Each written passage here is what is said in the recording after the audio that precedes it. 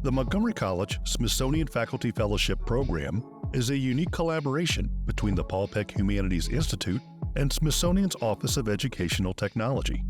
This unique professional opportunity encourages community college faculty to teach with the Smithsonian.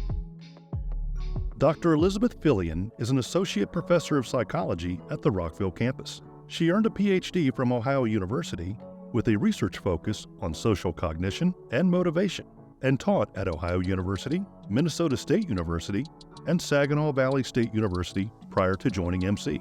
In addition to teaching, she serves as the Rockville Psychology Coordinator and leads the Psychology Brown Bag series. In her spare time, she likes to paint and to garden.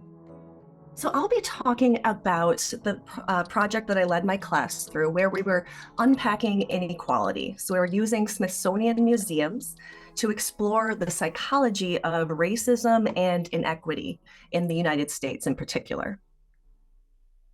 So the primary objective here for myself, for my students, was to provide them, and these were introductory psychology students. So these were Psych 100, most of them not psychology majors. We don't actually have a psychology major here yet. So a wide variety of students. And I wanted to provide them with a personally meaningful learning experience to better understand the historical and the modern inequality and inequity in the United States. So as an overview here, prior to the assignment, I had them go through sort of a practice getting ready assignment where they analyzed a photo of the historic Greensboro lunch counter. And I'll talk about that a little bit more in a moment.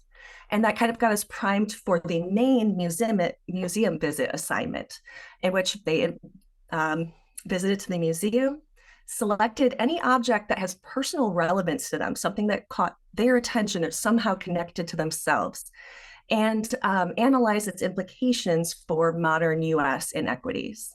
And then their final project there was an interactive blog post assignment where they shared and discussed their analysis and their personal reflections amongst the class. And I also used Padlet for that. So to begin our pre-visit assignment in our unit, we're talking about racism, prejudice, discrimination, inequity, and inequality. We learned first about the Greensboro lunch counter.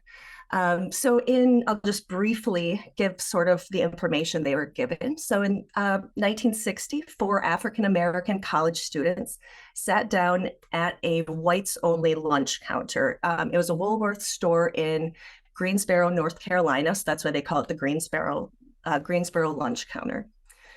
So they sat and politely asked for service. Their request was refused, but they remained in a silent or peaceful protest.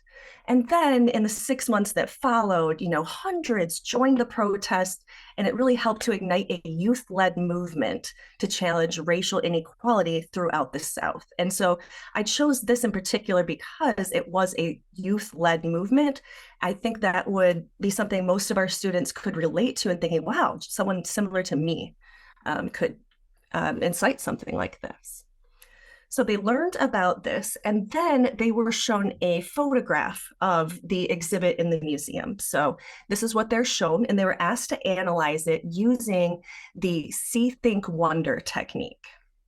In this technique, it's really a technique to help students make more careful observations and thoughtful interpretations to really stimulate their curiosity and stimulate that inquiry. So you're asked to first, what do you see there? For example, there are seats there. So what's visually present? Then they're encouraged, what do they think is going on? What does it make them think about? And then finally, and really sometimes most importantly to me, is what does it make them wonder? That way they're not just looking at an object or an exhibit, but they're really adding themselves to it and continuing with their thoughts from it there. And from there, they made practice blog posts, practice Padlets, where they talked about what they saw, thought, and what they wondered. And so what I want to highlight here is this student's wonder and this peer who responded to them. So I've blown that up here. But as their wonder when analyzing this Greensboro lunch counter, they asked, how did stools survive through the long period? It looks in good shape, but then this, how much emotion and history can one object hold? That just, it gives me chills. It gives me goosebumps every time. And it struck another student as well. She said, I loved what you had to say about how much emotion can a historical artifact hold. It really is quite something to still feel the heaviness and severity of something that happened decades ago. Now, if we had just passively learned about this, looked at a picture and moved on, these sorts of observations wouldn't have been able to take place. Another student said, as an Asian American, I'm not sure how I would fit into that moment in history. I genuinely don't know if, as an Asian, I would be allowed in the white only or the colored only sections. And so again, setting up that curiosity and that personal relevance. So after that practice, then it was time for the field trip. We actually first met at the real Greensboro lunch counter, or a section of it, where they were actually able to, you had looked at this picture and now here is the real thing. So we were able to be there. There's a video attached to it, and then we discussed it from there. From there, we moved on down the hall to the Many Voices, One Nation exhibit. Many of us have used that in this cohort because it is just fabulous.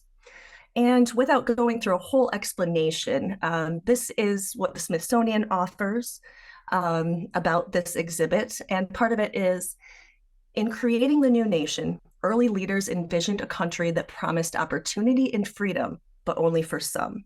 And this is what I wanted my students to be focused on, okay? And so their assignment as part of this museum visit was to, first of all, follow your curiosity and explore the exhibit. Then select an object that stands out to them personally that reflects the more modern inequity in the US. Apply the see, think, wonder technique while they're actually there in front of it, and then spend some time reflecting upon it. And then finally, they created another blog post using Padlet. So we visited. Now, this was a distance learning class. So that means we've never met face-to-face. We've never even met live online. Some of my students actually don't even live in the state. So I had a smaller group come. Here, there are 3 students, but each of them brought a friend or family member. So there's actually a total of 7 of us. But we went through, explored the exhibit. A couple that really caught their attention, people spent time at, was this Immokalee Statue of Liberty that was used to help protest the conditions for migrant workers in Florida in 2000. They were also really caught by things like the modern, semi-modern magazine covers. And another one that I saw a lot of people stay at was the border wall. They actually had an older section of the border wall from the Mexican border and some artifacts that had been found around there. So that's what students did tend to focus on. Again, this was a distance learning class, so we never really met. So I also gave them an online option, and I actually chose this exhibit because it has a wonderful online presence. You cannot check it out right now because it's currently under construction. But luckily, I grabbed some screenshots, and there's still archives of this. But it's wonderful. They could go through it, and it really walked them through, just like you were walking through the actual exhibit. They could click on the object, look at the object record, and all of those sorts of things. Okay, so what I really wanted to focus on is what they had to say. And, these are the blog posts. There's kind of a lot there, so I've pulled out some of the major quotes here. So one student said, the Immokalee Statue of Liberty stood out to me due to its potential to serve as a powerful symbol of community, cultural identity, and the ongoing pursuit of equality. Another student wrote, now they were looking at these objects. This was part of the border wall exhibit, and this was a collection of regular hygiene items. So you can see comb, toothbrush, and things. And she said, at first glance, I can't see a connection between these commonly used items in American history. I soon learned that these items were found in the Arizona desert from travelers trying to cross the border. The history behind these items saddened me. She went on to say, this artifact represents inequality to me in the US because of what people had to do to escape the conditions in their own country to come to one that promises more freedom and opportunity. Yet why does the US make it so difficult for others who, more often than not, are seeking refuge? And so students, they were not just looking at the objects or imagining, just the very basics of what is inequality, but they were able to really, you're talking about empathy. They were kind of more able to put themselves in these people's shoes. I mean, we all have these basic hygiene items, right? And so that was really impactful to me and for the students. A couple of more things. I just want to say there was definitely value of virtual museum visits. One here. It kind of took me on a journey that progressed with each page online. Another one, this is my first museum ever, and I loved it. Even though it was a virtual visit, I still learned a lot, and I'd love to visit more museums. I love to hear that. It inspired them to bring friends and family along. One of them brought their best friend and said that made it very special for them. And it inspired continuous learning. In the reflections, one student said, this was a student who was not living in Maryland, so they weren't able to attend in person, but their online experience, their virtual visit, encouraged them. They said, the following week, I visited the Penn Museum, so they chose to visit one near them. So sort of in conclusion here, I think that the museums in general, and this exhibit in particular, provided an excellent experiential learning opportunity for our MC students. And I wasn't sure how well this was going to work out with a distance learning class. It wasn't the original plan, but I think it went over very well. Both the in-person and virtual visits seemed to really make an impact. I saw students making personal connections, which can lead to more empathy. And in the end, just having a better understanding of modern inequity in the US, because prior to this, in my teaching experiences, I have heard more than a handful of students say, well, back when there was racism, back when there was inequality. And I wanted to bring it home to them that it's not gone. We're improving, but it's not gone yet, and we need to keep working on it.